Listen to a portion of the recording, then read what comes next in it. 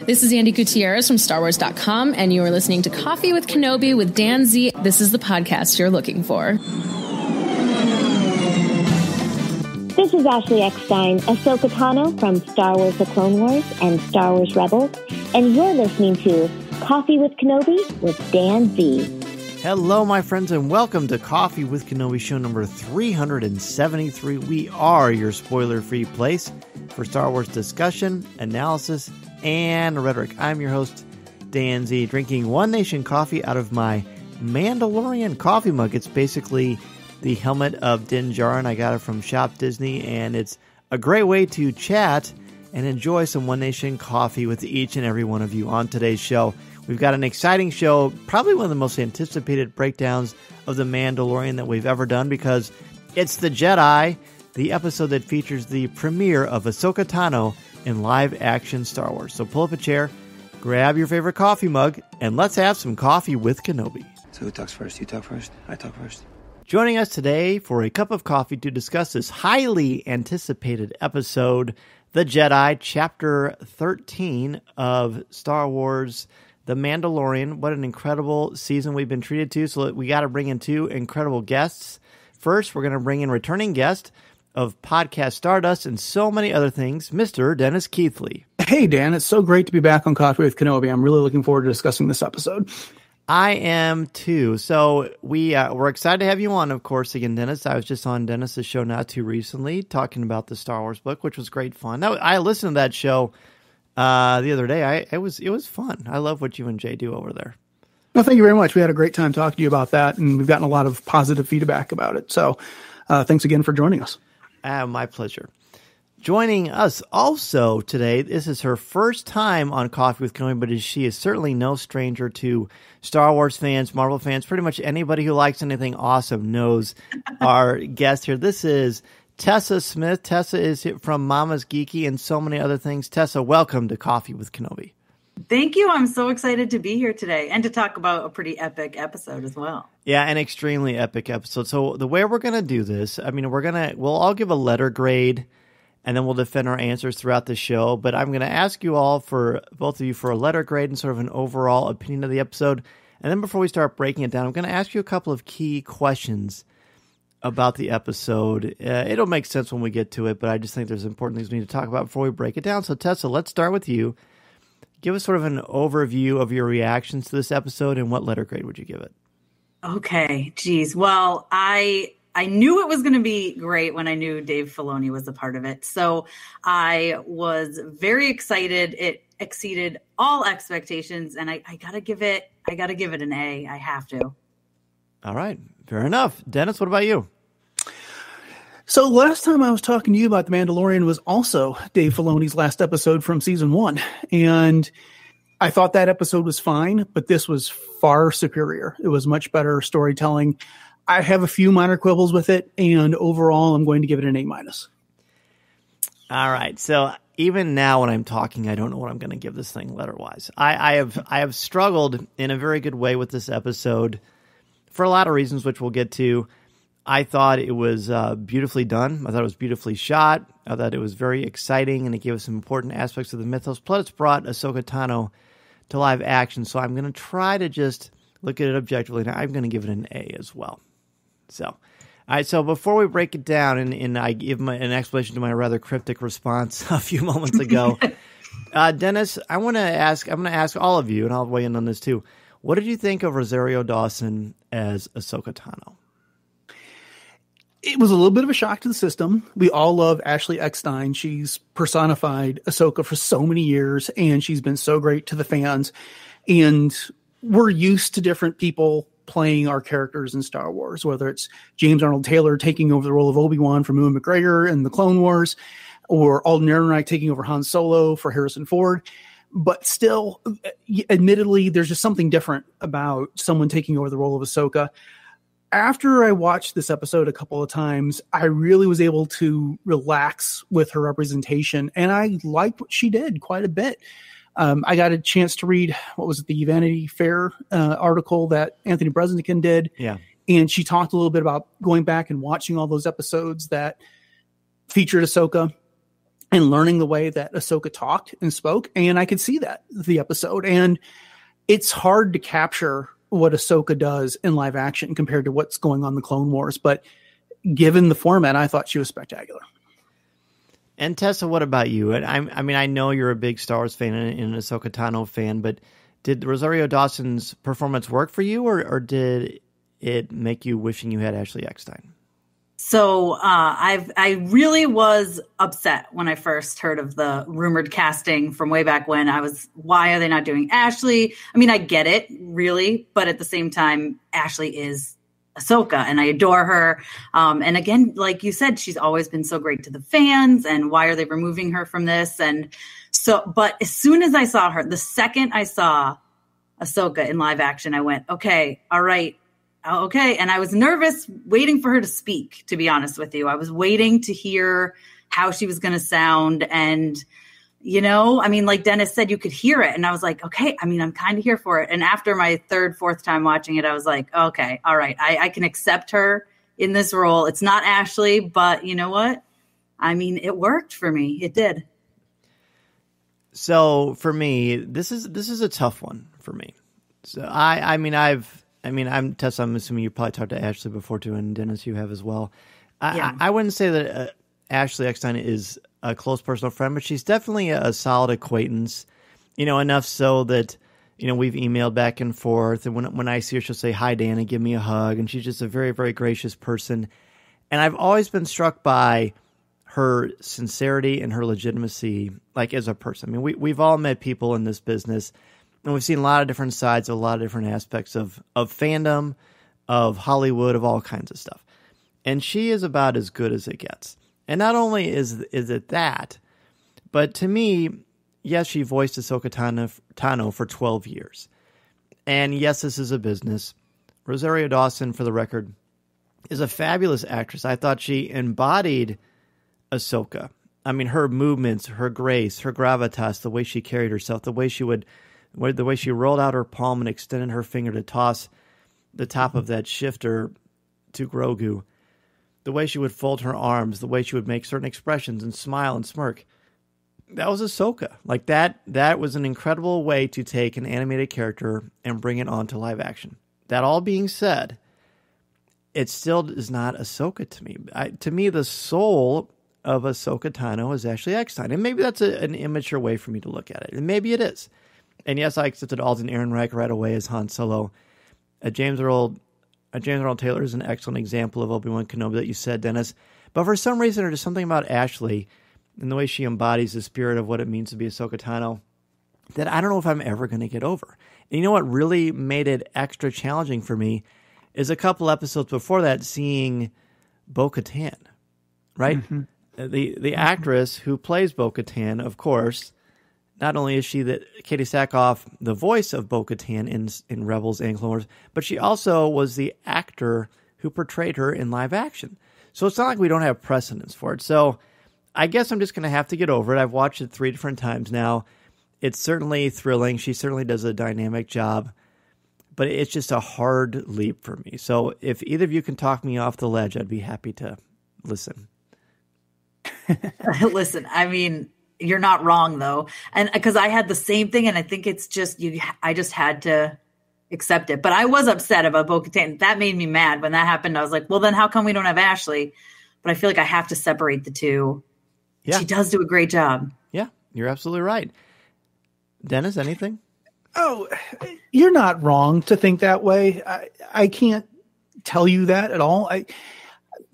I guess for me, I've actually never met Ashley Eckstein. I've been in line twice for it to happen, and just things didn't work out, and it hasn't been something I've been able to do. It's still on my bucket list. But I knew when we started getting these rumors back in the spring that Ahsoka was going to show up and it was going to be portrayed by Rosario Dawson, that this was going to be a challenge for fans, and for all the reasons I said previously. And I guess I've just gotten used to, over the years, these things changing, and I've been just open to it. And it seems to me, Dan, that you would love to have seen Ashley in the role, but it's not like it destroyed the episode for you. So right. I think you're doing fine, right, to play your armchair psychologist here. But yes. I can't tell you you're wrong. Well, and I honestly think I wish that I didn't know in advance that it was going to be called the Jedi, because I'd found out through the grapevine that it was going to be called the Jedi, and so I was expecting to see Ahsoka Tano in the episode. I wish that didn't happen. I wish that I could have been surprised like I was when I first saw Bo-Katan, or when I first saw a Krayt Dragon or Boba Fett's armor in the first episode of season 2. And I think that I think that adrenaline would have probably carried me through the first showing. Now, were either of you completely caught off guard by this, or did you expect to see Ahsoka in this episode? I expected it right from when I knew that Dave was directing, just because I figured he would be the one to bring her in. And of course, we had already heard her name. And I did hear that it was going to be called the Jedi ahead of time, but I did not expect her in the first 2 minutes. So I was a little caught off guard. I thought we'd have to wait 10, 15 minutes before we saw her. And no, they gave her to us immediately. They did. So let's just jump right into the episode itself. The opening sequence, it's very dark. It's haunting. This forest, which we learned from Breznican's article, was inspired by the California wildfires in a way, sort of amused to that. And right away we get an action sequence, and we get to see Ahsoka Tano in live action for the first time. Dennis, talk about her initial appearance leading up to the gate when she talks to the magistrate.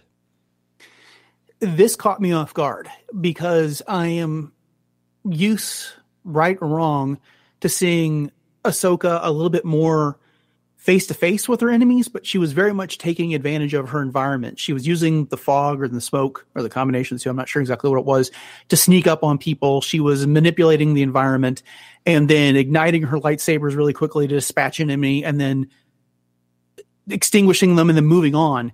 And I was really just kind of thrown off guard by that. That did not seem like the Ahsoka that I just saw in the final story arc of the Clone Wars and in many stories before.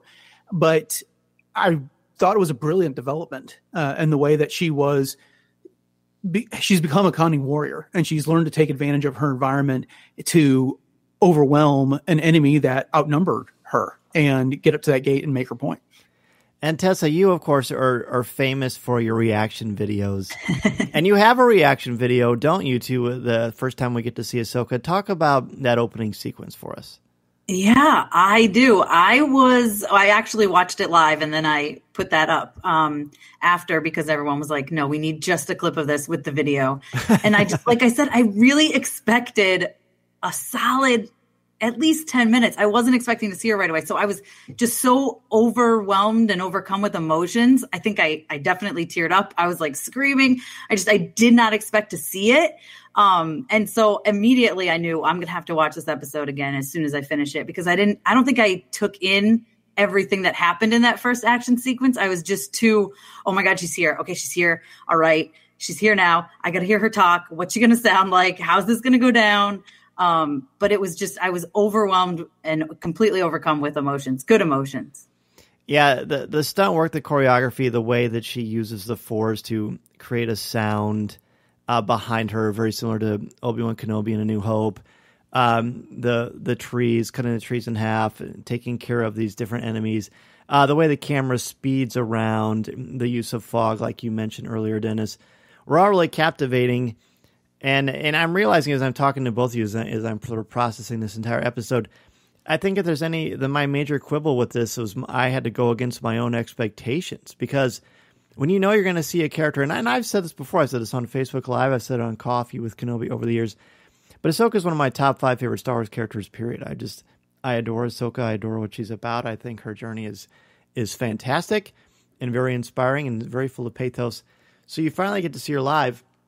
And personally, I would have liked to have seen a much slower burn. I think it would have been really super cool if we got to see all this fighting and then the build up to the front gate, and then we get the reveal of her face. But it just kind of happens right away. Would either of you have liked the slow burn, or do you think it was paced correctly? I mean, I do want to state that I love Filoni, and I think obviously he is the master. But this was a choice, and I would love to know what that choice was.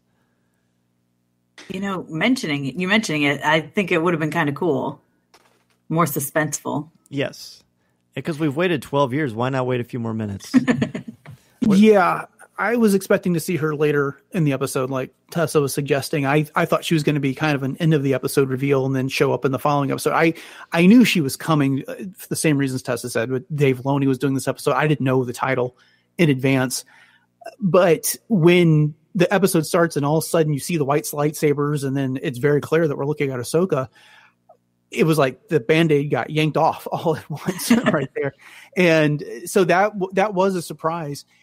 I guess I'm fine with it. I mean, my quibble with the episode comes a little bit later with her in a non-action scene, but we haven't got there yet. But it worked for me, but it certainly was not at all what I was expecting.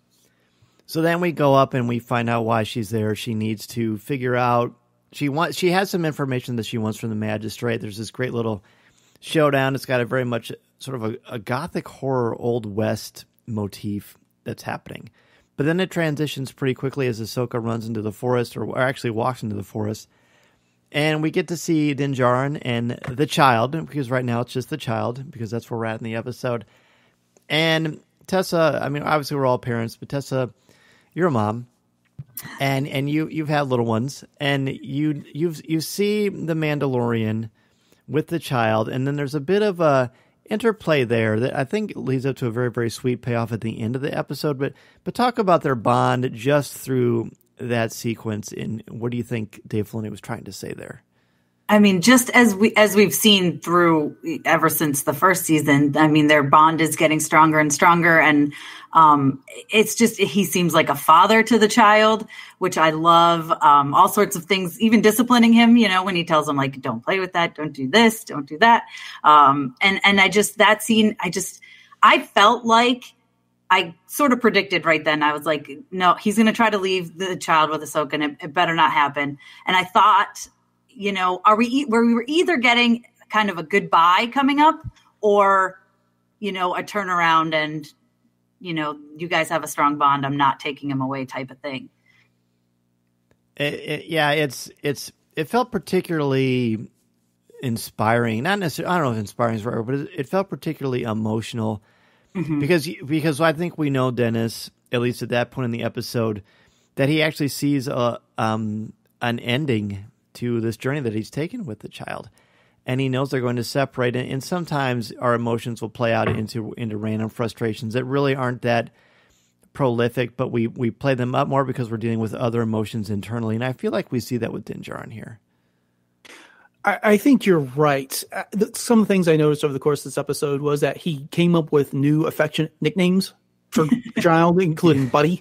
And then he reached out to him in ways and was protective in ways. He's always been kind of protective, but he just evolved a little bit. He's not a perfect father. I mean, none of us are, but he's farther away than a lot because he's been thrust into this role.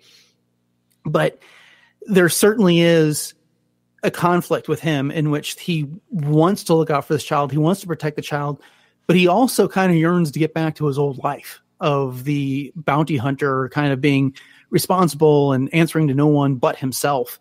And I kind of think he was very conflicted over the course of this episode about what was going to happen. Really interesting. See, I never got any sort of a vibe that he was conflicted with wanting to join his old life. I felt it was more like a resignation that he's a very different person and he doesn't want to move on. At least that's just sort of how I interpret it. But I think that's going to come up a little bit later in the episode. So he goes to the front. He goes to the front and we meet two new characters in the Star Wars universe.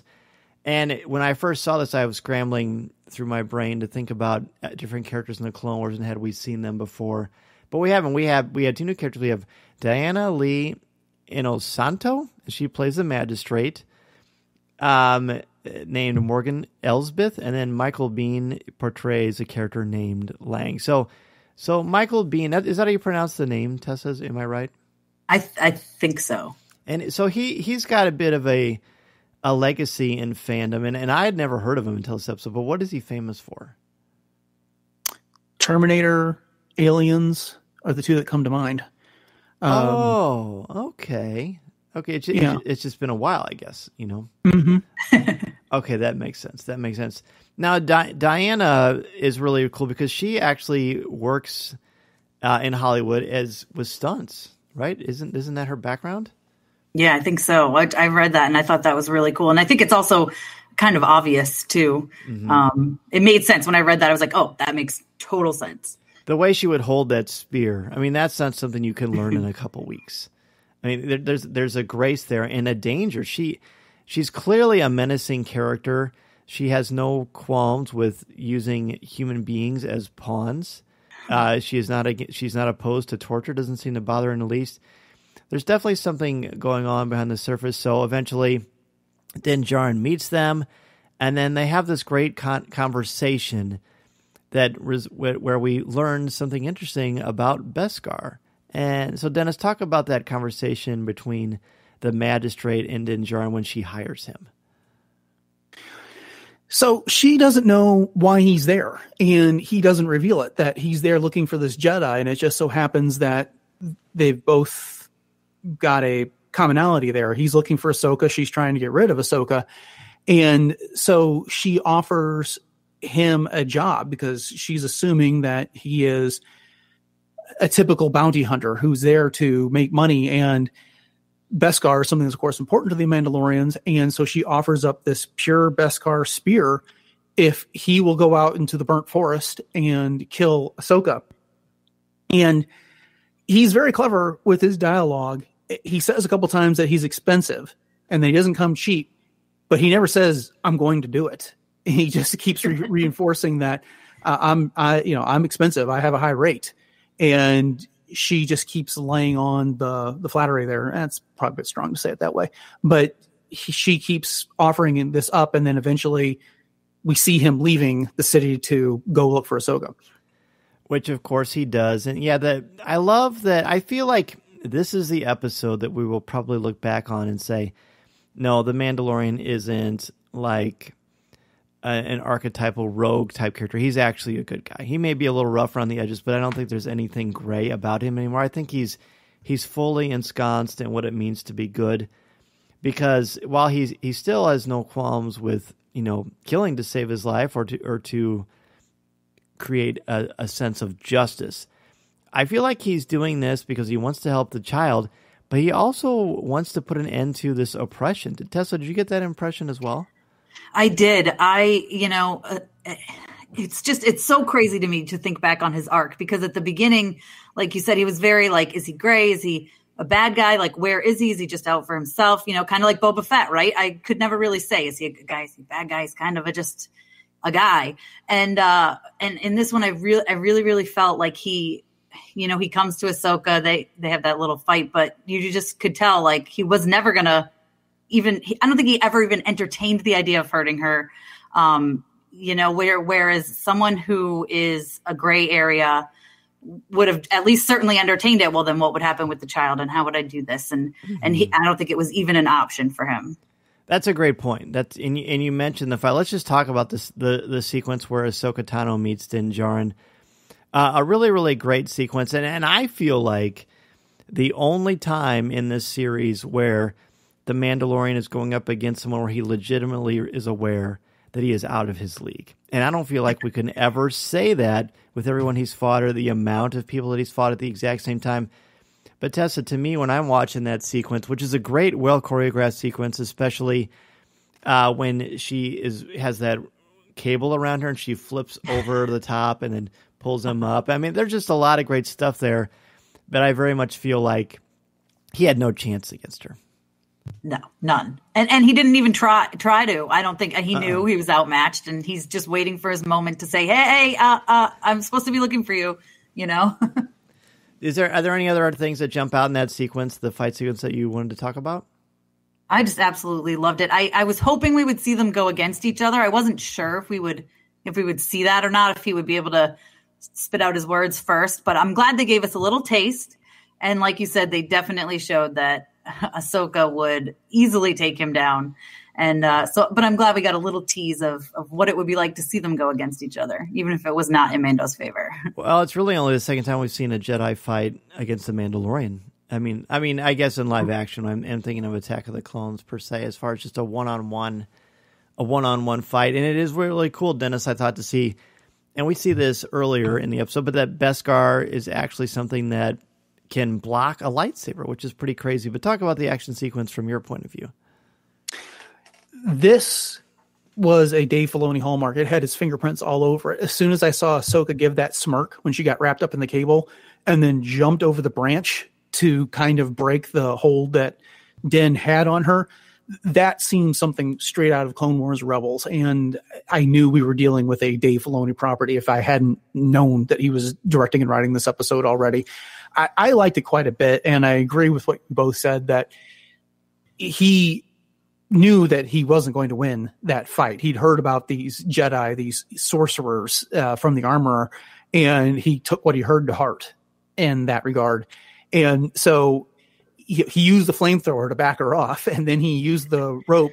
He was going for, you could argue the flamethrower, of course, is a lethal option, but he used it in a non-lethal way. Same with the cable when he tried to wrap her up. He was trying to get her to stop and to listen. And, finally he pulled his pistol, and then he said, Bo-Katan sent me. And he was doing whatever he could to come up with a non-lethal solution to that fight. And it kind of goes along with what we were talking about earlier, this creed he has. We don't know all the details of the creed, but he does have a code of honor, and he's there to help, and he's got a way of handling these type of situations, and it came through right here. Yeah, it came through glowingly, so that they make a truce, and I mean, it's not even really that much of one, because what really prevents everything, he mentions Bo-Katan, he invokes her name, but it's suddenly, and my son had said to me before, Daddy, what do you think will happen when Ahsoka meets the child? And I said, I think they're going to be able to sense each other because they're both very powerful in the Force. And she says, I hope you're here to talk about him. And then all of a sudden the camera changes and we see the child, and they interact. And then we're treated this absolutely gorgeous, gorgeous sequence. And even the lighting in the background, the sun is kind of a little bit more clear than it has been in the episode to this point. And the child and Ahsoka have this connection. They don't talk, but they are communicating very, very profoundly. And Ahsoka even says that. And we learn a lot in a very, very small amount of time. There's so much to unpack here. We could easily spend the entire episode just on this, but Tessa, we'll start with you. Grogu. What do you think? I know. I don't know. I guess I wasn't, I don't know. I thought for sure we would end up with his name. We've been told we're going to hear it sooner than later. And I thought he's going to meet Ahsoka. And first of all, I just got to say that whole sequence, I could have watched it for another full minute. Just them looking at each other and the facial expressions and everything. I thought it was so powerful. There was so much in a scene where no words are said. That's just crazy. And then I love how she just casually slipped his name in there, like no big deal. And, they're just like, oh, that's his name. Oh, okay. Dennis, for me, like Tessa just mentioned, this scene was so beautiful. And there was incredible puppetry. There was wonderful acting by Rosario Dawson. The interaction that they had, there was so much warmth and empathy and like love there, just like this connection between these two beings who are much more similar than they are different because of their powerful connection to the Force. They've both gone through trauma. We learn that the child grew up on Coruscant, had several masters, and then was taken from the temple after the Empire basically took over. We don't know who did that. We know that there's a lot of darkness in the child's memory. But for my money, the way that they reveal casually and organically the name Grogu, it felt so dynamic and was a very, very rich way to say. I mean, it's much better than just some casual reference or you pick up a piece of paper. I don't know. It's just there was something very powerful and poetic about that. Yeah, I agree. Because Grogu ends up having kind of an interesting relationship with Ahsoka here. He's finally got someone that he can communicate with. Because all he can do is coo and whine if you read the subtitles, if you're watching the show with that. And then he's got someone who can understand what he's thinking, and we come up with this history. I was expecting to get the child's name bestowed upon him, not necessarily from him. Yes. Over the course of the episode, the series. And so that was a surprise to me that he knew his name. And I love the way he reacted to it. Every single time Din Djarin would say it, Grogu's ears would perk up and he'd turn right to him and, yes, what do you want? I love that. I thought that was an absolutely fantastic reaction. They did a great job with him in season 1 as a puppet. They've taken it to another level in season 2 with his reactions, the way he looks and talks and reacts to things. But I really found it interesting that he took an active role in kind of suppressing his force powers, as Ahsoka explained it, in order to protect himself. And ultimately it didn't work because we know he was collected by those Nikto and then ultimately retrieved by Din Djarin there. But he seems so innocent and he seems so new in the world, even though he's a 50-year-old infant. But there's a little bit of wisdom that he's been given here, that he understands that he was in danger and that he had to protect himself and look after himself in that way, which I found remarkable. Well, and like Din Djarin at one point says, he doesn't understand. And she says, he does. Just very, very matter of fact. And almost with a bit of joy and whimsy because the Grogu is very much sort of playing possum sometimes. And, trying to kind of go back to a state of innocence when things are much more pure. And there's that state that is there with Din Djarin. But what do the three of you think of the actual name Grogu? Tessa, what do you think about the name? My son instantly adopted it. And for the rest of the weekend, every time we talk about the child, it was always, Daddy, it's Grogu. He was always correcting me, which I got a kick out of. But did you like the name? I mean, there's been a lot of mixed reactions, but what do you think about it? It's so funny you say that because my daughters were the same way. We have several stuffed animals, and I'll be like, "Get the child." They'll be like, "No, it's not the child anymore. It's Grogu. Just accept it." And I'm like, "Okay." I don't mind the name. I think it's all right. It's kind of cute. I feel like it's fitting.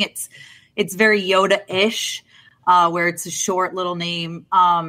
It's all right. I'm probably still going to continue to call him the child just because first I called him Baby Yoda, then I changed it to the child, and it's going to take a hot minute for me to just call him Grogu, but I don't mind it. Dennis? Yeah, it's been hard to break myself to the habit of calling him the child because he's got a name now and names are powerful and they should be respected. But I couldn't have picked the name and I'm not sure what I was expecting. That wasn't it, but it's fine. We have a doll of the child sitting on our mantle with a Santa hat on it right now. And everyone's been walking by saying Merry Christmas, Grogu, for the past couple days. And so we've gotten over that. And I guess I'm indifferent. It seems like a perfectly good Star Wars name. It just, after Yoda and Yaddle, I was expecting probably something with a Y, if anything. The fact that we learn the child's name not because it's bestowed or given, but because it's already in place and Din Djarin discovered. So I thought that was really powerful and a very important thing that, look, I've already got an identity. I'm already someone. And the reaction you both mentioned to when Grogu hears his name spoken from the Mandalorian, the way he lights up and his ears, his posture, his expressions, those beautiful little coos that he makes. I thought it was so beautiful. Like you could almost get choked up as a father because one thing that the Mandalorian does really, really well, better than anything in Star Wars to this point, is it portrays a positive relationship between father and son. Yeah. We certainly don't have that in the original trilogy until the very, very end. And even that, come on, we're being generous. And then in the sequel trilogy, there certainly isn't one there that is good. In fact, it ends with the son committing murder. So that's obviously a big problem too. But in this, we just see mutual love, respect, admiration, and in a constant sort of a motion towards trying to understand each other. And isn't that really what parenthood is all about anyway? I thought this captured it so beautifully. And the fact that we're able to feel kind of sorry for the child because of whatever he might have experienced, that was very, very important. But we don't have a lot of time to wait on that because now they've got a new plan. Once Ahsoka realizes why the Mandalorian is there, they hired me to kill you, but I didn't accept. I didn't answer them. They come up with a plan, and they're going to basically go in, and they're going to try to take care of business. So let's go ahead and take a really quick break. When we come back, we'll discuss the second half of The Jedi. This is Coffee with Kenobi. This is Vanessa Marshall, and you're listening to Coffee with Kenobi. Now is not the time to overpay for razors at the drugstore. Harry's knows sometimes it's better to stay inside. That's why they ship directly to you so you can experience the quality of Harry's shave in just a few days from the convenience of your own home. And what I love the most about Harry's blades, besides what I just mentioned, is the fact that they are incredibly strong, powerful, durable blades. I get a great shave out of it. The price is awesome. I love the scent of the shave gel. And again, the convenience factor, not having to worry about anything other than just having it delivered to your home, is just so easy. You can join that, and the 10 million who have tried Harry's claim your special trial offer by going to harrys.com/CWK family. Harry's is a return to the essentials. Quality, durable blades at a fair price, just $2 per blade. They've cut out the middleman, manufacturing blades in their German blade factory that's been honing precision blades for a century, which means you get incredibly high-quality blades at factory-direct prices. And as I mentioned, Harry's is super convenient. Blade refills are delivered directly to your door on your schedule with or without a subscription. And you can feel good about your purchase. 100% quality guarantee. If you don't love your shave, let them know and they'll give you a full refund. And here's something really, really nice. It means a lot to me. 1% of proceeds are set aside for nonprofit organizations devoted to helping provide access to better health care for men and veterans. Listeners of Coffee with Kenobi can redeem their Harry's trial set at harrys.com/CWK family. You'll get a weighted ergonomic handle for a firm grip, 5-blade razor with a lubricating strip and trimmer blade, rich lathering shave gel with aloe to keep your skin hydrated, and a travel blade cover to keep your razor dry and easy to grab on the go. Go to harrys.com/CWK family to start shaving better today.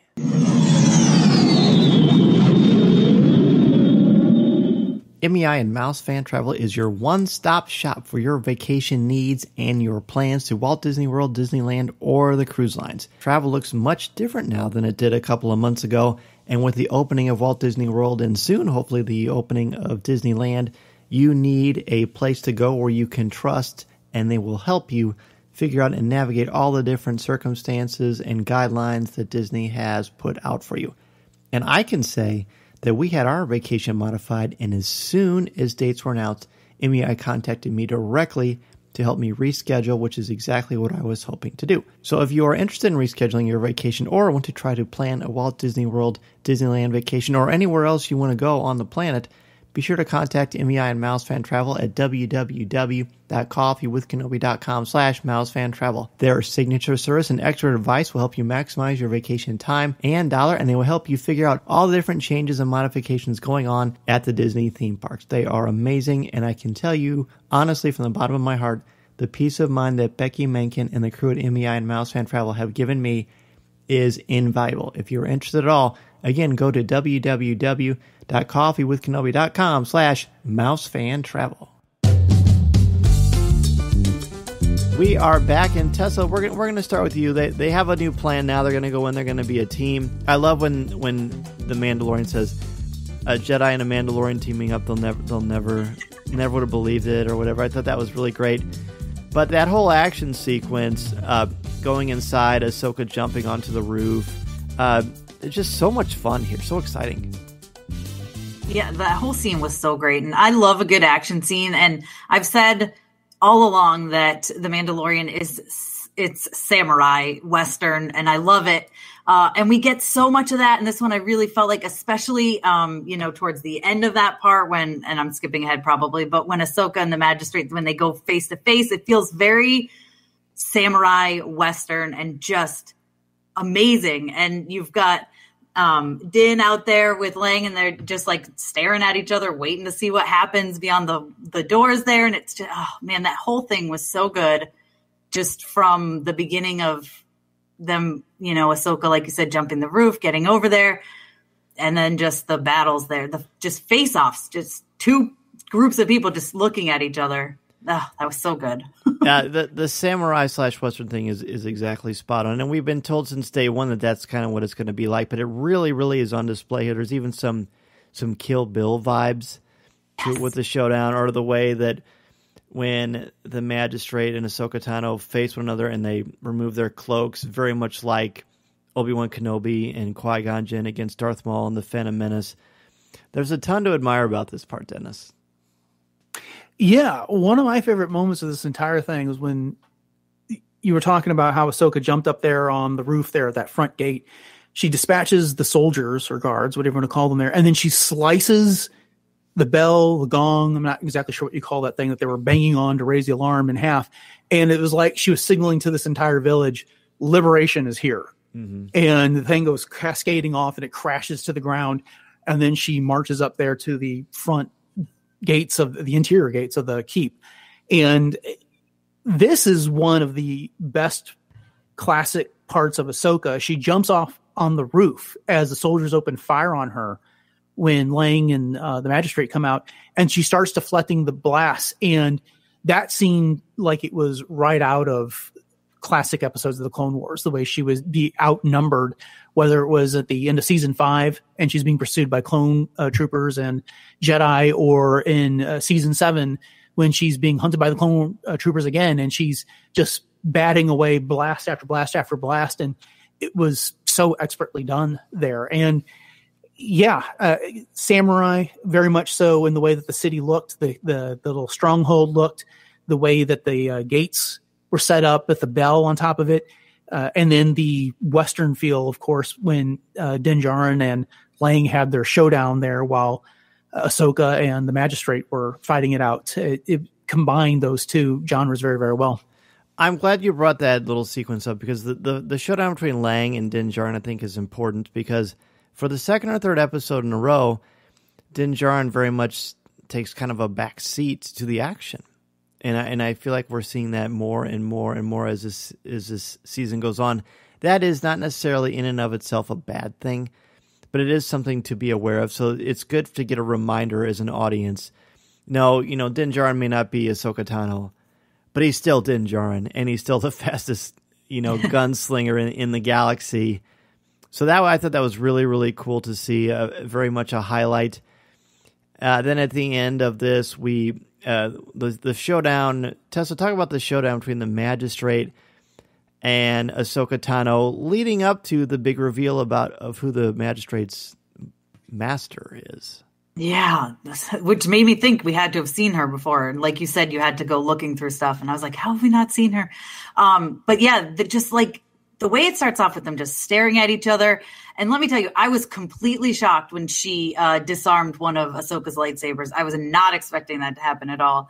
I just felt like Ahsoka, it humanized her more.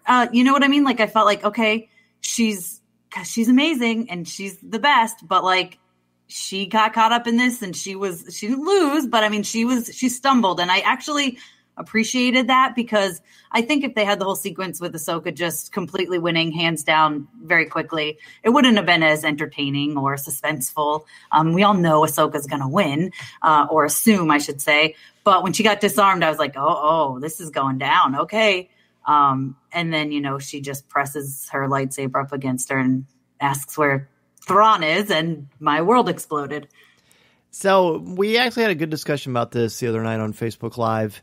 But do you feel like they were evenly matched? Do you feel like Ahsoka was playing possum for a while? Or kind of talk about it, because I feel like there's a couple of tonal shifts in the fight.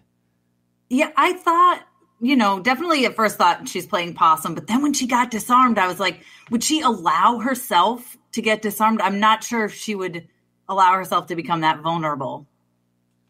That's an interesting perspective. Dennis, what do you think?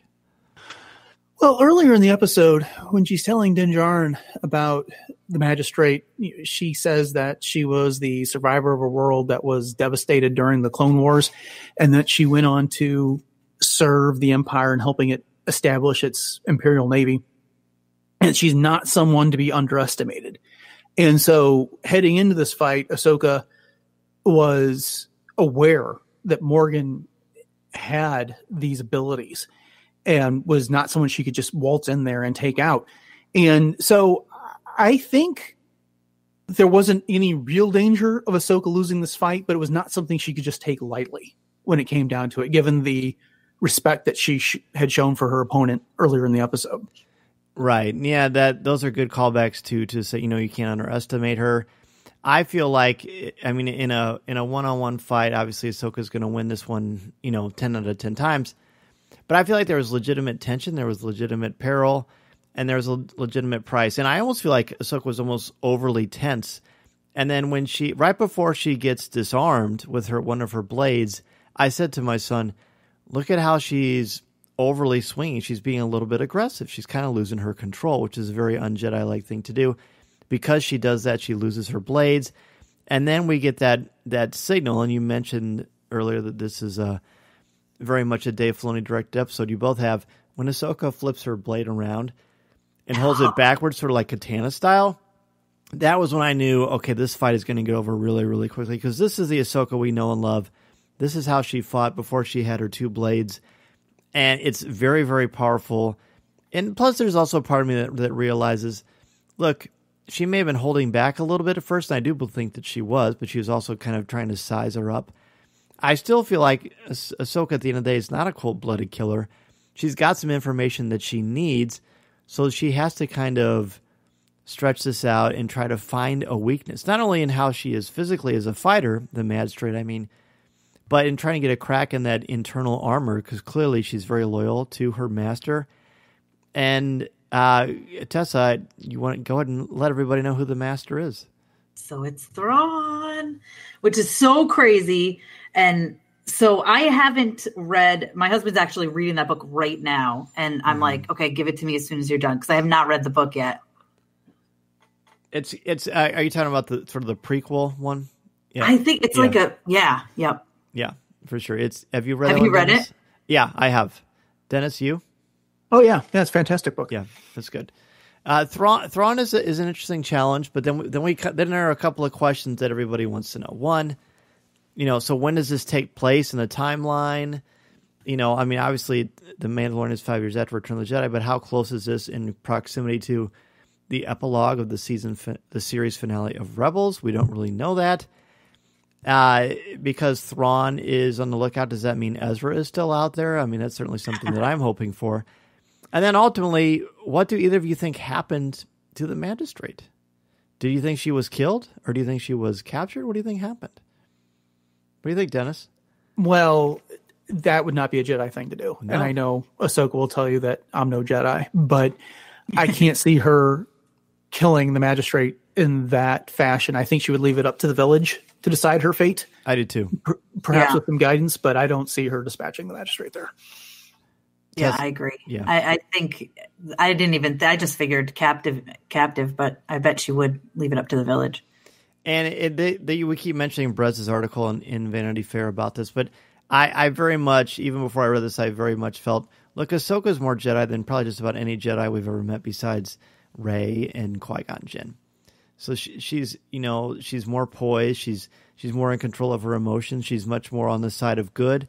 There's so many times in her life when she can be powerful and more powerful than she is, but she always chooses service and caring for others and finding a way to get answers, to make things work out for the better for the galaxy and for the people around her. And that's one of the reasons why we love Ahsoka Tano so very much.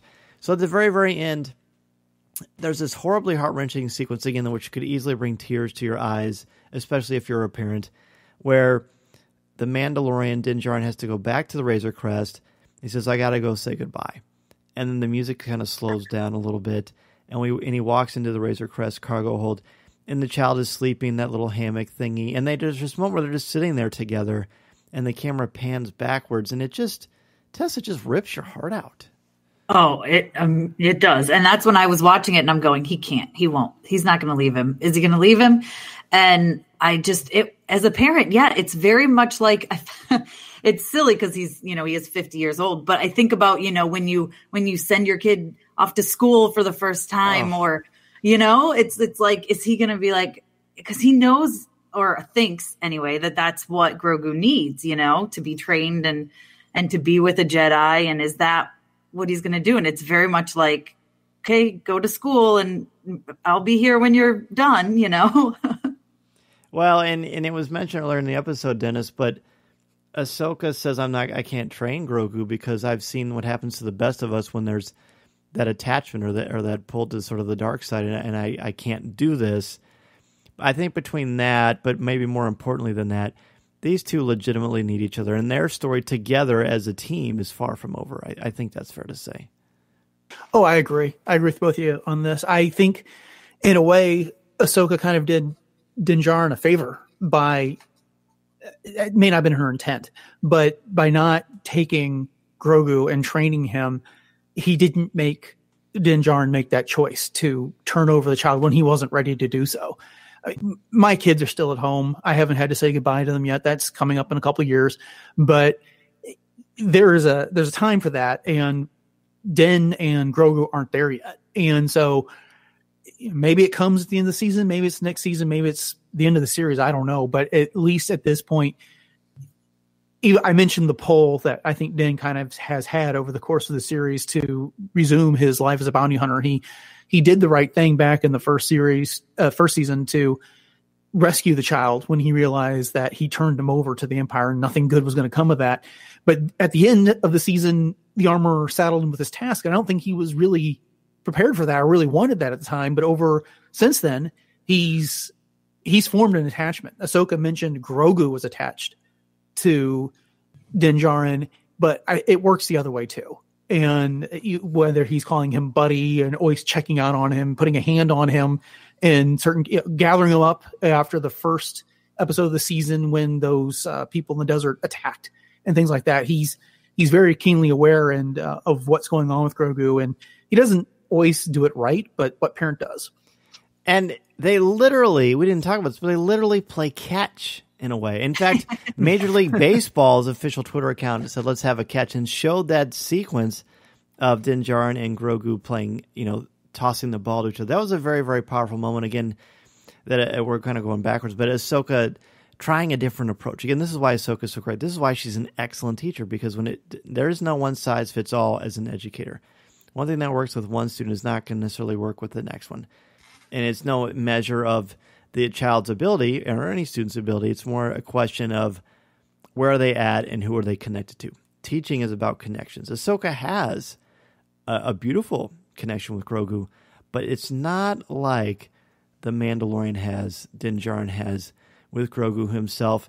At the end, she says, there is another way. Again, Ahsoka lets things come through. That's why Ahsoka's not an anxious person. Ahsoka's got a lot of reasons to be anxious. But as many bad things have happened to her, she rolls with it. She waits for the Force to guide her, and she does it with patience and calm, and says, there is a way. You can go. And the name of the planet is escaping by me. It's a classic to fans of the Old Republic. Python. It's like that, yeah. Yes. And there you can go and place Grogu on this. What do they say on the platform, on the step? Yeah. I mean, it's like Raiders of the Lost Ark in reverse. And the Seeing Stone, yeah. Yeah. And then when you're there, a Jedi, Grogu can choose his path. That was my favorite, maybe one of my favorite parts of the entire episode. Grogu can choose his path. That isn't that the hardest thing as a parent. You gotta get them in the spot where they need to be, where they can choose their own destiny. But it's really, really hard. We definitely haven't seen the last of this, and I have no idea. We've got 3 episodes left of season 2. But before we wrap up really quickly, do either of you think we're in danger of getting too much non-Mandalorian stuff? I mean, almost every episode this season, maybe even the second one as well, it's always been about a new character that becomes sort of a sidekick or sidekicks to Din Djarin. Are we getting too much of that? Is there too much in the woods inside baseball stuff where you have to know a lot about Star Wars to enjoy season 2, or do you think it's just a natural progression of story? Or maybe it's somewhere in the middle. Tessa, we'll start with you on that. I think it probably is somewhere in the middle. It's a good fan service. And I think, I've actually talked to a lot of people who this was their first time meeting Ahsoka. Mm-hmm. And now they're going back and they're going to watch Clone Wars and they're going to watch Rebels. And so I think it's nice in that respect. But yeah, it's a fine line. And I think it's really in the middle. I think it's real close to getting to be almost too much for some people who don't know stuff, because Like I said, I've talked to a lot of people and they've said, well, I feel like I need to know Ahsoka now to really get this episode, get the full emotions and all that from this episode. If they don't know Ahsoka, I mean, she's really cool and she's awesome, but they don't get it. You know what I mean? I do. I think that's well said. Dennis, obviously, Star Wars is about world building and expanding the mythology and introducing new characters and showing connections between characters. But this show is called The Mandalorian. It's not The Brave and the Bold or Mandalorian and Friends or the Super Friends. Where do you agree with Tess? We're kind of somewhere in the middle, or where do you think we're at with this? Okay, first, that was really well said.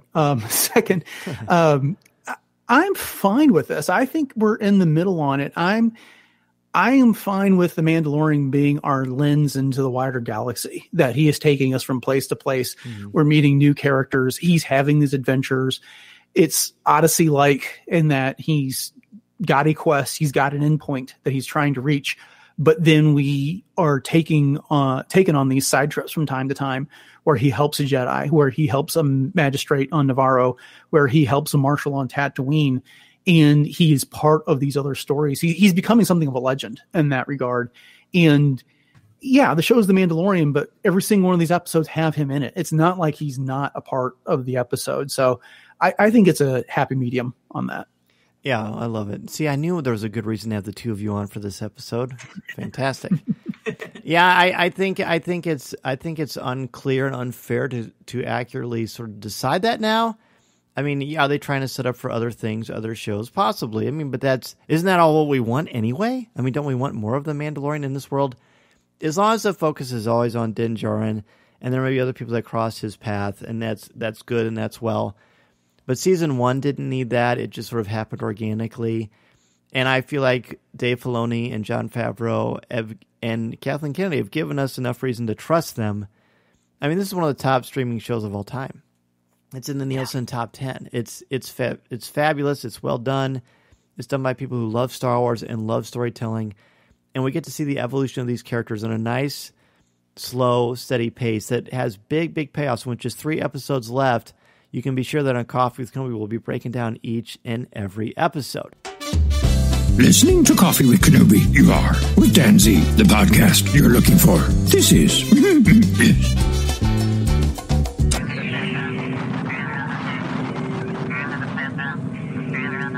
That's going to do it for this week's show. Thank you so much for taking time out of your busy schedule to have a cup of coffee with me and for helping to spread the word about our Star Wars family we've got here at Coffee with Kenobi.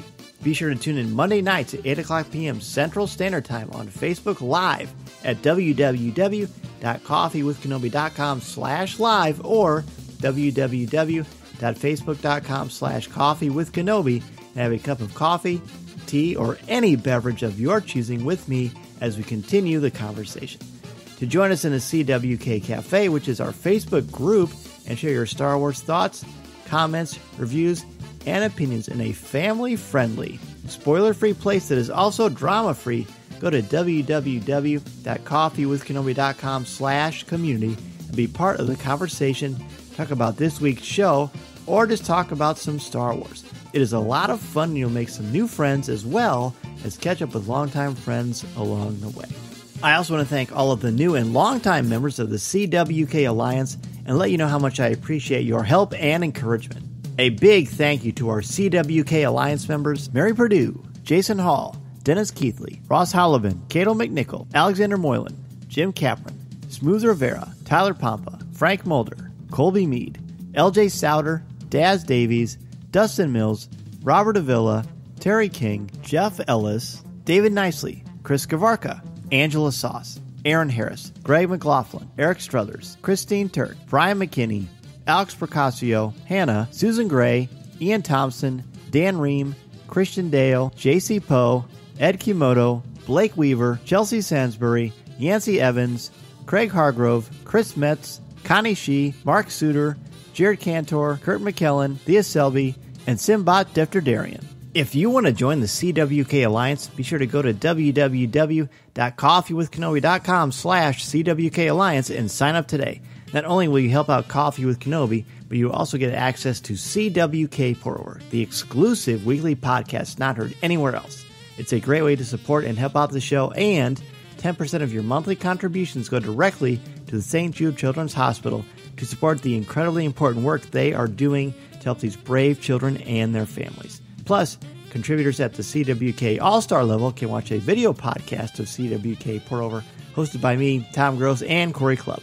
Feel free to reach out if you have any questions.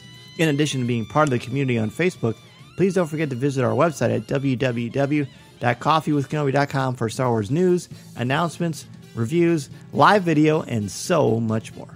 If you have a question for me or just want to share your thoughts on the air, please feel free to reach out to me at danz@coffeewithkenobi.com, and I'll share them on the show. You can also connect with me on Twitter at Mr. Zer, MRZEHR. There are also a lot of ways to connect with me and Coffee with Kenobi on social media. Follow us on Twitter and Instagram. Give us a like on Facebook at facebook.com/coffeewithkenobi, and check us out on Pinterest. You can find me twice a month on the podcast Looking at Lucasfilm, part of the Jim Hill Media Podcast Network, and you can find my writing on CWK's website, as well as StarWars.com, where I'm an official blogger there, as well as on IGN, where I contribute articles on Star Wars, as well as other popular culture topics. And if you're considering starting a podcast or a blog, let me know how I can help you get started and help you make your creative vision a reality. Be sure to check out danzmedia.com and we can get the process started. I'm also available to come to your school, conference, business, or organization to talk about how to tap into your strengths and help you bring out your very best. You can take that first step into a larger world. Thanks as always to our CWK sponsors, especially MEI and Mouse Fan Travel, our travel partner and your one-stop shop for all things Walt Disney World, Disneyland, the Disney Cruise Lines, or anywhere on the planet.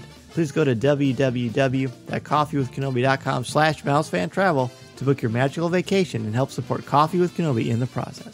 And don't forget to pre-order my brand new book that I wrote alongside Pablo Hidalgo and Cole Horton, The Star Wars Book, published by DK. Be sure to pre-order your copy of the Star Wars book today. I can't wait to share it with each and every one of you. If you like the show, please tweet out that you're listening, share it on Facebook, or invite your friends and family to tune in and share a cup of coffee with us. And if the Force is especially with you, please take a couple of minutes to rate and review the show on iTunes or Google Podcasts. Every review makes a huge difference and helps to spread the word. Go to iTunes and search Coffee with Kenobi and you'll see the show there. My circle of friends has grown so much because of this podcast and each and every one of you, and it means so much to me that we have such a wonderful Star Wars community. Thank you all so much for all you do. I want to thank both of you so very, very much for coming on Coffee with Kenobi. Dennis, it's always great to have you, and Tessa, you were great. You certainly are more than welcome to come back anytime. Please, Tessa, let everybody know where they can reach you, ask you a question, just say hello, and hear all of your great work.